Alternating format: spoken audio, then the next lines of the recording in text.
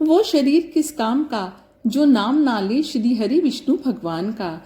ओम नमो भगवते वासुदेवाय नमः। आप सभी को विजया एकादशी की हार्दिक शुभकामनाएं।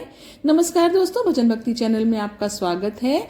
फाल्गुन मास के कृष्ण पक्ष में पड़ने वाली एकादशी का नाम है विजया एकादशी और यह एकादशी व्रत अपने नाम के अनुरूप ही संपूर्ण फलों को प्रदान करने वाला और सभी कार्यों में सफलता प्रदान करने वाला अत्यंत पवित्र व्रत है। विजया एकादशी परम पुण्य तिथि और कल्याणकारी तिथि मानी जाती है।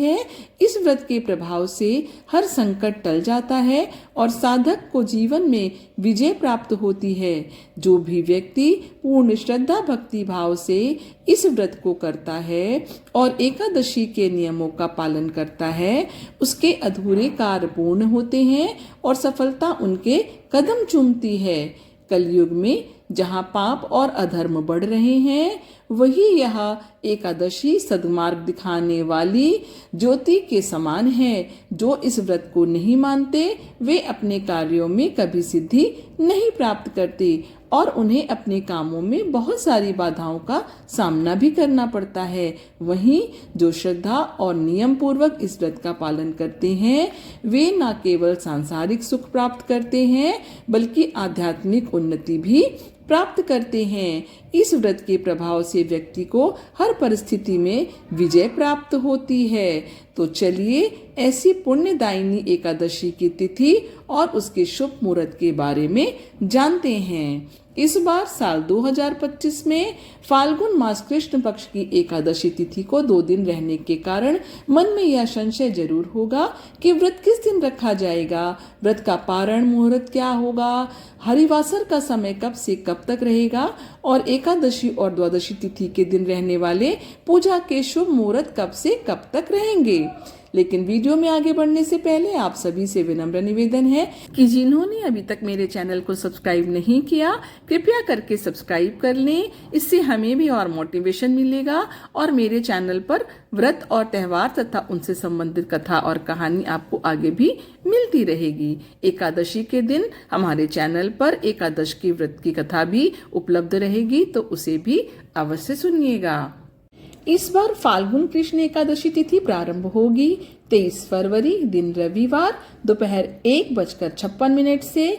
इससे पहले तक दशमी तिथि रहेगी और एकादशी तिथि समाप्त होगी 24 फरवरी दिन सोमवार को दोपहर 1:44 पर। इसलिए इस बार केवल 24 फरवरी दिन सोमवार को ही एकादशी का व्रत रखा जाएगा। एकादशी के एक दिन पहले दशमी तिथि के नियमों का पालन किया जाएगा और तुलसी के पत्ते तोड़कर रख लिए जाएंगे, क्योंकि रविवार के दिन ना तो तुलसी जी में जल दिया जाता है और ना ही तुलसी के पत्ते तोड़े जाते हैं। तो आप शनिवार को ही तुलसी के पत्ते तोड़कर रख लीजिएगा। 24 फरवरी सोमवार को ब्रह्म मुहूर्त का समय रहेगा 5:19 से सुबह 6:07 तक। सूर्योदय होगा सुबह 6:56 पर, सूर्यास्त शाम 6:23 पर। प्रातःकाल पूजा का मुहूर्त सुबह 5:36 से 6:51 तक। शाम की पूजा का मुहूर्त रहेगा शाम 6:18 से 7:33 तक। इस बार सिद्धि योग भी बन रहा है। सिद्धि योग सुबह 10:05 तक रहेगा। राहु काल सुबह 7:30 से 9 बजे तक रहेगा। जहां तक हो सके राहु काल का समय प्रारंभ होने से पहले ही आप सुबह की पूजा खत्म कर लीजिए।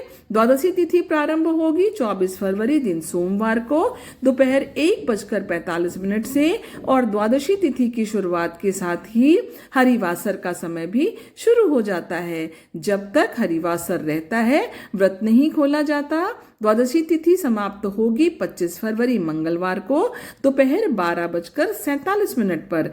एकादशी का व्रत हमेशा शुभ मुहूर्त और शुभ तिथि के अनुसार ही रखना चाहिए। इसलिए इस बार केवल 24 फरवरी दिन सोमवार को ही व्रत रखा जाएगा। चाहे गृहस्थ जन हो या वैष्णव जन हो, आप बिल्कुल भी संशय में मत रहिएगा।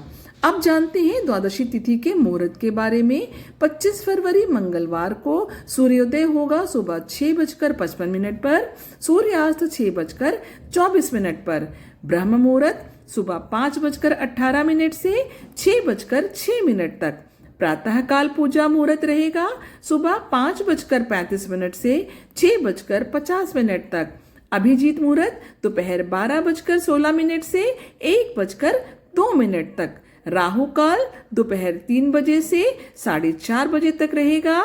हरिवासर का समय समाप्त होगा 24 फरवरी दिन सोमवार को शाम 7 बजे तक। ध्यान रहे, सोमवार को दोपहर 12:47 से ही हरिवासर का समय प्रारंभ भी हो जाएगा और शाम 7 बजे तक रहेगा। और जो लोग हरिवासर के समय व्रत खोलते हैं उनके द्वारा रखे गए समस्त एकादशी व्रत का पुण्य नष्ट हो जाता है। इसलिए व्रत रखने के साथ साथ व्रत पारण मुहूर्त की जानकारी भी आपको होनी चाहिए। और इस बार विजया एकादशी व्रत का पारण किया जाएगा 25 फरवरी मंगलवार को सुबह 6:56 से 9:08 के बीच में। एकादशी के दिन विधि विधान से भगवान का पूजन करके द्वादशी तिथि को शुभ मुहूर्त में व्रत खोलने से पहले भगवान को तुलसी के पत्ते सहित गाय के दूध की दही से बने पंचामृत या खिचड़ी का या फल का भोग लगाकर उसी को प्रसाद के रूप में ग्रहण करके अपना व्रत खोलना चाहिए। आशा करती हूँ ये जानकारी आपको पसंद आई होगी। यदि जानकारी आपको जरा भी पसंद आई हो तो मेरे वीडियो को लाइक करिए, इसे अपनी फैमिली और फ्रेंड के साथ शेयर भी करिए। भगवान विष्णु की कृपा आपके ऊपर बनी रहे। आपका दिन शुभ हो। धन्यवाद।